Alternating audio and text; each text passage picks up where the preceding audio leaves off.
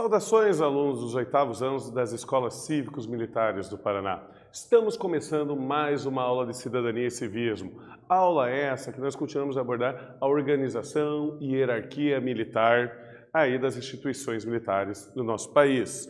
Qual é o objetivo da nossa aula de hoje? É compreender como está organizado as divisões militares do Brasil.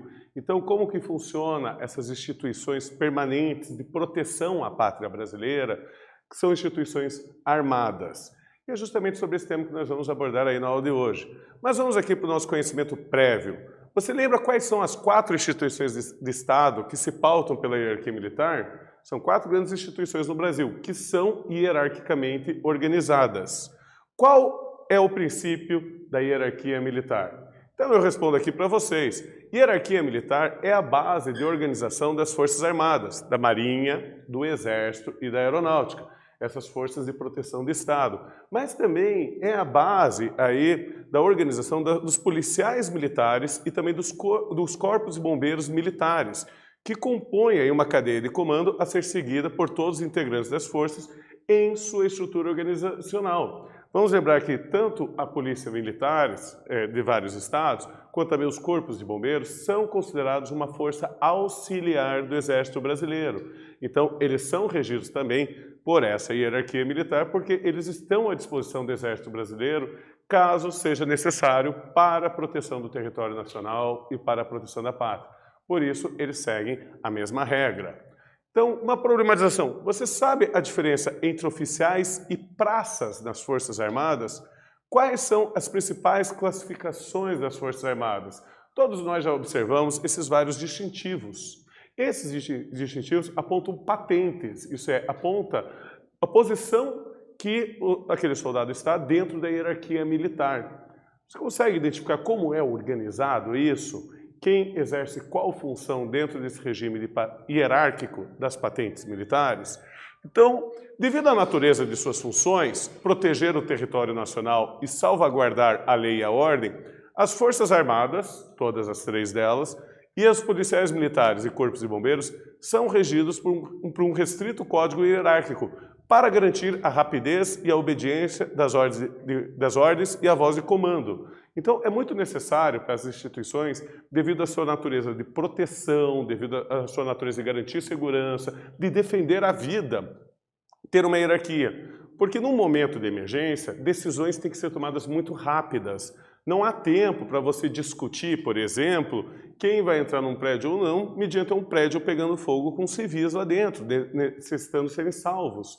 Então, por conta disso, essas instituições, elas se utilizam de uma hierarquia, uma voz de comando, em que você vai ter o oficial superior dando ordens diretas para o oficial inferior, que deve obedecê-las. Você conhece como se organiza a hierarquia nas Forças Armadas brasileiras?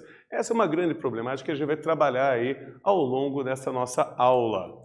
Então, em última instância, segundo a Constituição de 1989, o presidente da República ocupa o cargo de comandante em chefe, às vezes eu falo só comandante em chefe, das Forças Armadas, sendo o cargo hierárquico mais alto de todos. Então, aquele presidente que é eleito democraticamente, através do voto, esse presidente aí, ele ocupa o cargo mais alto do Estado-Maior. Tá? E ele é auxiliado, então, pelo Estado-Maior das Forças Armadas, que esse Estado-Maior é organizado por representantes de alta patente, ou seja, de alta instrução militar, tanto do Exército, quanto da Marinha do Brasil e da Força Aérea Brasileira. Eu trago aqui para vocês o desenho do selo nacional. Sempre lembrando a vocês que o serviço dessas Forças Armadas, ele é com o Estado brasileiro e não com o governante brasileiro.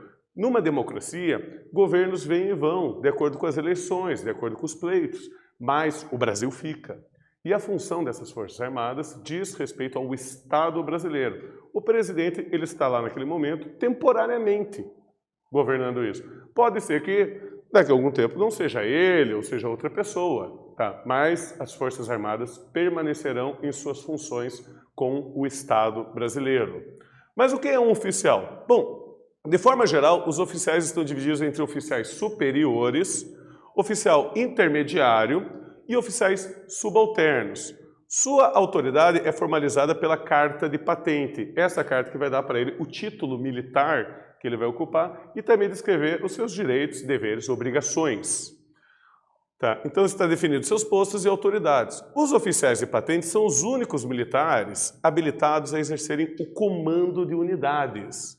Adquire-se a patente de oficial através de cursos de formação em gestão e liderança. Afinal de contas, lembre-se, ele vai ter pessoas abaixo dele que terão que obedecer ele. Por isso você precisa ter um bom líder, alguém que seja capaz de tomar decisões corretas e decisões firmes nos momentos de emergência, além de formação especializada de acordo com a sua ocupação militar específica. Vamos lembrar que todas as Forças Armadas você tem várias atividades feitas dentro do Exército, dentro da Marinha, dentro da Aeronáutica e dentro também das Forças Auxiliares, a Polícia Militar, o Corpo de Bombeiros. Então vamos para a primeira atividade aí da nossa aula de hoje. Qual a diferença entre um praça e um oficial das Forças Armadas? Vocês vão ter aí um tempinho para pensar e eu já retorno.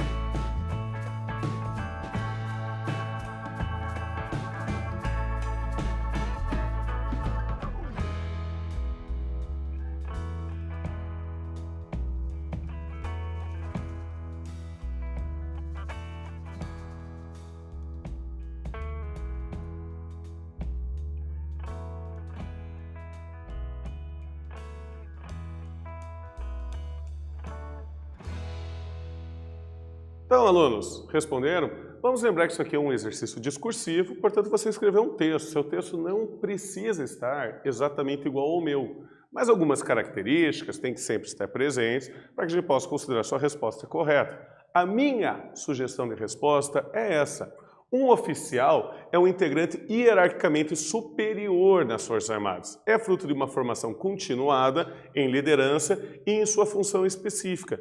E é habilitado a exercer, então, o comando de unidades. Vamos lembrar que para as Forças Armadas, até pela delicadeza do assunto, proteção, defesa à vida, é necessário, é muito necessário você ter uma instrução muito rigorosa dos membros, para que eles estejam sempre preparados para aquela situação específica de crise, aquele momento necessário tomar decisões muito corretas e muito firmes. Então, aqui nós temos no caso a Marinha, que tem como lema protegendo nossas riquezas e cuidando da nossa gente. Essa aqui é toda a organização hierárquica da Marinha. Então nós temos os oficiais graduados, marinheiro, cabo, terceiro sargento, segundo sargento, primeiro sargento, suboficial. Daí nós temos os oficiais chamados de subalternos, guarda-marinha, segundo e primeiro tenente, oficial intermediário, que é o capitão-tenente, daí os oficiais superiores, capitão de corveta, capitão de fragata, capitão de mar e guerra, e aí os oficiais generais, que é a mais alta hierarquia dentro da Marinha do Brasil. Então nós temos o contra-almirante, o vice-almirante e o almirante de esquadra. E por último, nós temos o almirante. Esse almirante aí é a patente máxima que você pode atingir na Marinha, com um detalhe. Essa patente de almirante, você só consegue ela em tempos de guerra. Em tempos de paz, não existe essa patente. Apenas no momento de guerra, em que se é escolhido entre os oficiais generais, um almirante mesmo para comandar a Marinha Brasileira. Isso também se repete no Exército Brasileiro, que tem como lema braço forte, mão amiga. Então nós temos os soldados graduados, que vai desde taifeiro de segunda classe até subtenente, os oficiais subalternos, que vai de aspirante oficial, segundo tenente e primeiro tenente, oficial intermediário, capitão, os oficiais superiores, major, tenente-coronel, coronel, e também aqui os oficiais generais, que é o general de brigada, o general de divisão e o general de exército. E assim como na Marinha, a última patente, a de marechal, ela só é alcançada com o batismo de fogo, com a presença em campo de batalha em uma guerra oficialmente declarada pelo governo brasileiro. E eu trago aqui como curiosidade para vocês a presença do nosso último marechal, a última pessoa do Exército Brasileiro que alcançou essa patente justamente pela motivação de uma guerra em que o Brasil se envolveu, que foi o cara que liderou a Força Expedicionária Brasileira entre o ano de 1944 e 1945. Aquela força que foi combater na Itália durante a Segunda Guerra Mundial, ali justamente combatendo o fascismo, que é o Marechal Mascarenhas de Moraes. Ele foi o último general do Exército Brasileiro a alcançar a patente de marechal. E este serviu o Exército Brasileiro por longa data de serviço à nação, tendo sido incorporado em 1897 e sendo colocado na reserva apenas em 1953. Então, ele é o último marechal que a gente tem, porque foi o último que comandou uma força expedicionária, uma força de guerra, em um momento de guerra. Mas vamos então para nossa atividade. Quais motivos levaram a patente do Exército de Marechal ter sido concedido pela última vez a Mascarenhas de Moraes? Você tem um tempinho aí para pensar e eu já retorno.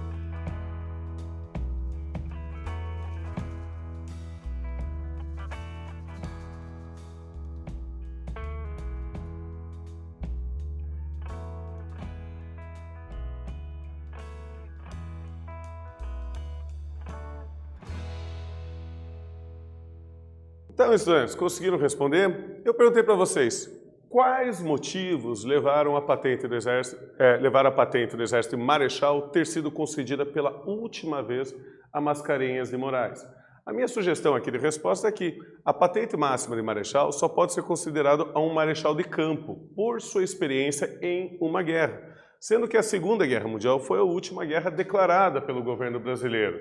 O governo brasileiro tem essa tradição pacífica. Nós envolvemos em ações militares, ações humanitárias, como já ocorreu no Haiti, de preservação da paz e da ordem? Sim, mas a última guerra oficial declarada, assinada por um presidente, foi a participação da Força Expedicionária Brasileira na Itália, contra a Alemanha e a Itália, no contexto da Segunda Guerra Mundial, em que o presidente do Brasil era Getúlio Vargas.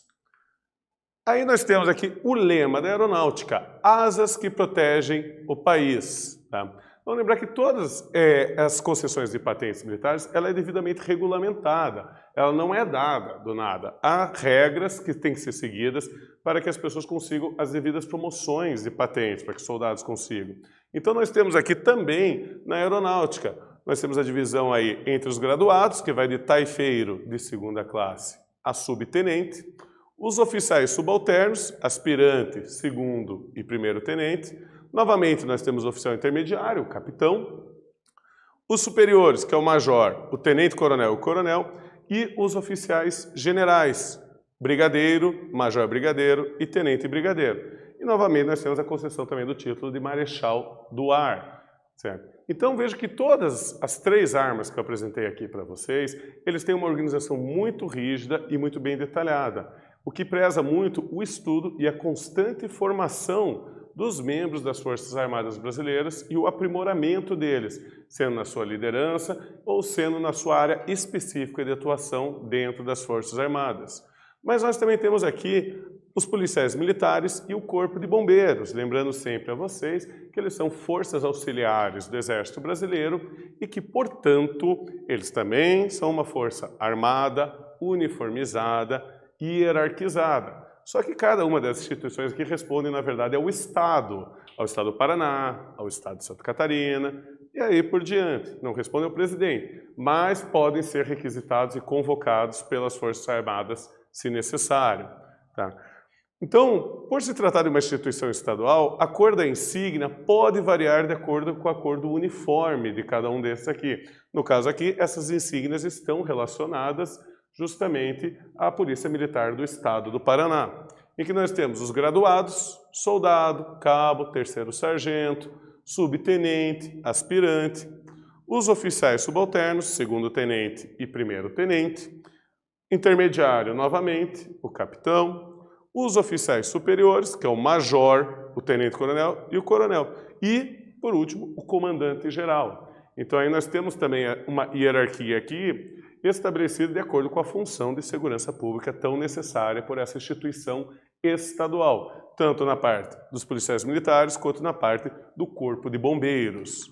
Mas vamos então para a última atividade da nossa aula de hoje. Após analisarmos as carreiras militares no Brasil, quais motivos que levam à promoção de patentes dentro das Forças Armadas? Vocês vão ter um tempinho aí para pensar e eu já retorno.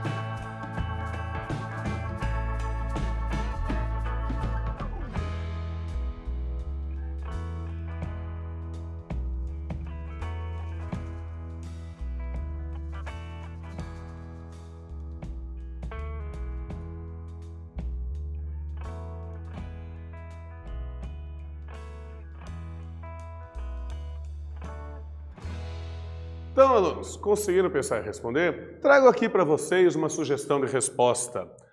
Então, a pergunta é, após analisarmos a carreira militar, quais os motivos levam à promoção? Aqui está a minha sugestão. A promoção de patentes ocorre devido ao estudo e constante aprimoramento dos membros das Forças Armadas, valorizando e recompensando a educação e a especialização de seus membros. Então percebam que a carreira militar também é uma carreira que exige muito estudo, uma grande disciplina. A própria hierarquia, o predomínio dela é a disciplina, mas uma disciplina pessoal, de estudo, de preparação e de aprimoramento pessoal do soldado que quiser seguir a carreira militar e quiser crescer dentro da hierarquia militar, adquirindo aí cada vez mais uma patente mais alta, uma voz de comando. E vamos ver aqui quais são os efetivos que o Brasil dispõe hoje em dia de suas Forças Armadas. No caso, o Exército, ele possui 218.865 militares. Gostaria de ressaltar a vocês que esse dado que eu trouxe é de 2017. Tá? A Marinha do Brasil possui um efetivo na ativa de 81.040 militares. Já a Aeronáutica, 80.937 militares. Então veja que as Forças Armadas do Brasil, eles possuem aí cerca aí de 400 mil soldados na ativa, entre seus vários cargos. E eu não estou falando daqueles que estão na reserva, só na ativa. Já a Polícia Militar do Estado do Paraná possui 18.329 soldados trabalhando para ela na ativa. E em todo o Brasil, há cerca de 406 mil policiais militares na ativa, sendo aí, ressaltando novamente, uma importante força auxiliar do Exército Brasileiro, até pelo seu contingente bastante elevado na proteção da lei, da segurança e da ordem no Brasil. Então, retomada, o que nós vimos na aula de hoje? Bom, verificamos como está hierarquicamente organizada as principais Forças Armadas do Brasil e compreendemos a importância do estudo e do aprimoramento para você poder seguir a carreira militar. Então, agradeço a vocês por mais essa aula e até a próxima.